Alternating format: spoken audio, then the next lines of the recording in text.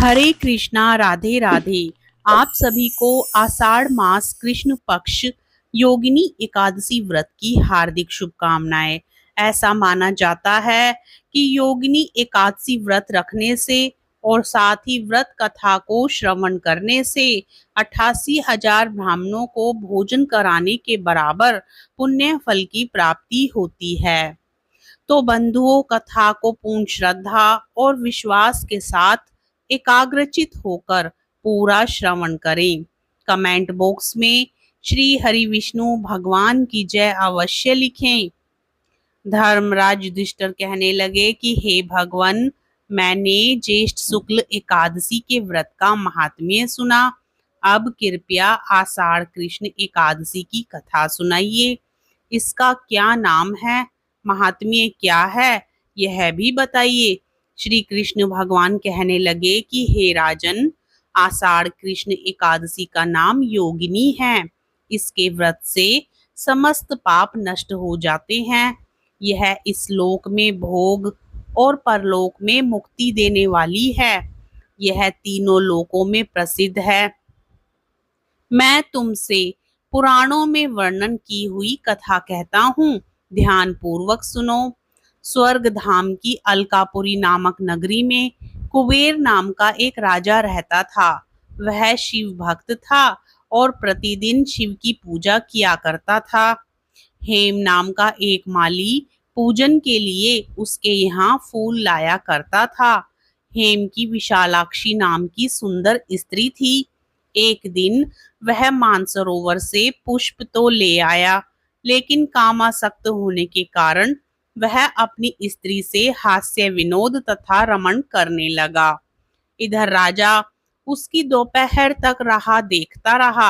अंत में राजा कुबेर ने सेवकों को आज्ञा दी कि तुम लोग जाकर माली के न आने का कारण पता करो, क्योंकि वह अभी तक पुष्प लेकर नहीं आया। सेवकों ने कहा कि महाराज, वह पापी अतिकामी है, अपनी स्त्री के साथ हास्य विनोद और रमण कर रहा होगा।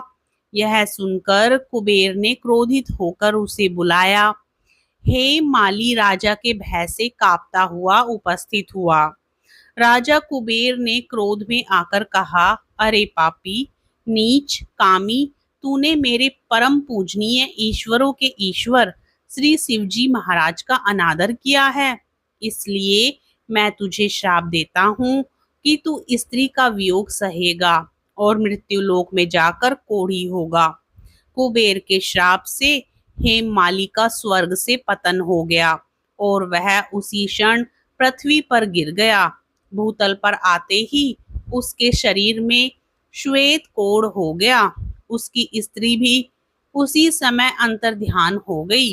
मृत्युलोक में आकर माली ने महान दुख भोगे। भयानक जंगल में जाकर बिना अन्न और जल के भटकता रहा। रात्रि को निंद्रा भी नहीं आती थी, परंतु शिवजी की पूजा के प्रभाव से उसको पिछले जन्म की स्मृति का ज्ञान अवश्य रहा। घूमते घूमते एक दिन वह मार्कंडेय ऋषि के आश्रम में पहुंच गया, जो ब्रह्मा से भी अधिक वृद्ध थे और जिनका आश्रम ब्रह्मा की सभा के समान लगता था। हेममाली वहां जाकर उनके पैरों में पड़ गया। उसे देखकर मार्कंडेय ऋषि बोले, तुमने ऐसा कौन सा पाप किया है जिसके प्रभाव से यह हालत हो गई। हेममाली ने सारा वृतांत कह सुनाया।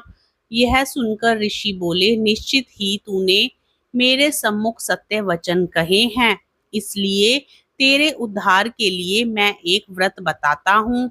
यदि तू आषाढ़ मास के कृष्ण पक्ष की योगिनी नामक एकादशी का विधि पूर्वक व्रत करेगा तो तेरे सब पाप नष्ट हो जाएंगे। यह सुनकर हेममाली ने अत्यंत प्रसन्न होकर मुनि को साष्टांग प्रणाम किया। मुनि ने उसे स्नेह के साथ उठाया। हेममाली ने मुनि के कथानुसार विधि पूर्वक योगिनी एकादशी का व्रत किया। इस व्रत के प्रभाव से अपने पुराने स्वरूप में आकर वह अपनी स्त्री के साथ सुख पूर्वक रहने लगा। भगवान कृष्ण ने कहा है, हे राजन, यह योगिनी एकादशी का व्रत 88,000 ब्राह्मणों को भोजन कराने के बराबर फल देता है। इसके व्रत से समस्त पाप दूर हो जाते हैं और अंत में स्वर्ग प्राप्त होता है। प्रेम से बोलिए श्री हरि विष्णु भगवान की जय, एकादशी माता की जय। बंधुओं, कथा पसंद आए तो वीडियो को लाइक करके चैनल को जरूर सब्सक्राइब कर लें और साथ ही कमेंट बॉक्स में एकादशी माता की जय, श्री हरि विष्णु भगवान की जय लिखना ना भूलें। राधे राधे, जय श्री कृष्णा।